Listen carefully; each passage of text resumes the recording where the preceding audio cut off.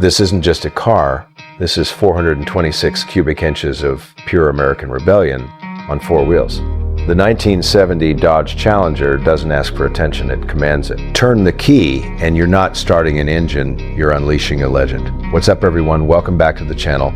And if you're new here, make sure you subscribe because today we're not just looking at a car, we're stepping into one of the most iconic, most desirable, most unapologetically American muscle machines ever created, the legendary 1970 Dodge Challenger. Close your eyes for a second and imagine it.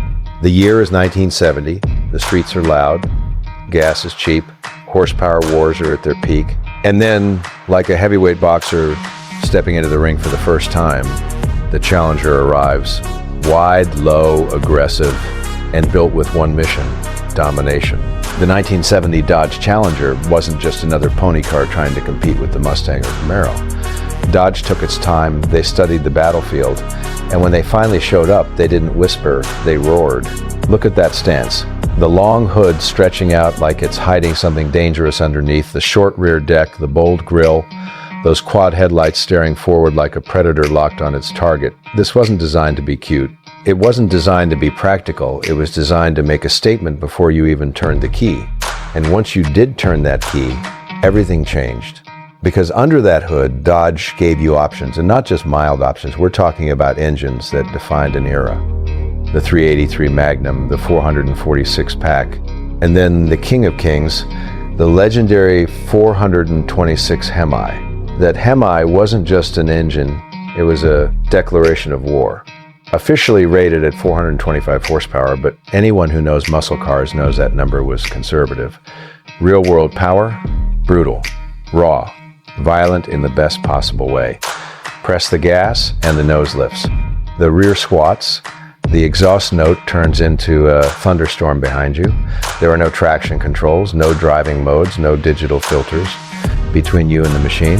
It's mechanical, it's physical, it demands respect. And let's talk about that design in detail, because this is where the 1970 Challenger truly separates itself. It was longer and wider than many of its competitors. It had presence, the Coke bottle body lines curve with purpose. The recessed grille gives it depth. The optional shaker hood, bolted directly to the engine, literally shakes when the car idles. That's not a gimmick. That's attitude you can see.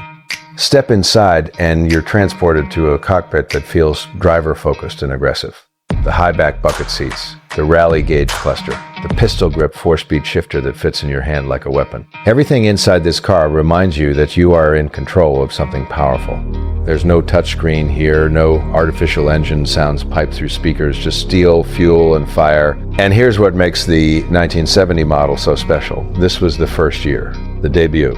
The purest form of the Challenger before emissions regulations tightened and horsepower numbers began to fall in the years that followed. 1970 was the peak, the golden hour of muscle. Dodge offered the T/A, the Trans Am version, built for SCCA racing. With its side exit, exhaust, and bold graphics, it looked like it came straight off the track and onto the boulevard. It proved that this car wasn't just about straight line speed. It could handle corners too, and culturally, the 1970 Challenger became immortal. From drag strips to Hollywood screens, it became a symbol of rebellion and raw American performance. When you see one today, it doesn't just look classic, it looks timeless. It represents freedom, a time when bigger engines were the solution to everything. Now let's talk value. Back in 1970, you could walk into a dealership and buy a base Challenger for just a few $1,000s. Today, a real 1970 Challenger R/T with a 426 Hemi can command six-figure prices at auction. We're talking serious collector territory. These cars aren't just machines anymore, they're investments. Rolling pieces of history that continue to appreciate year after year.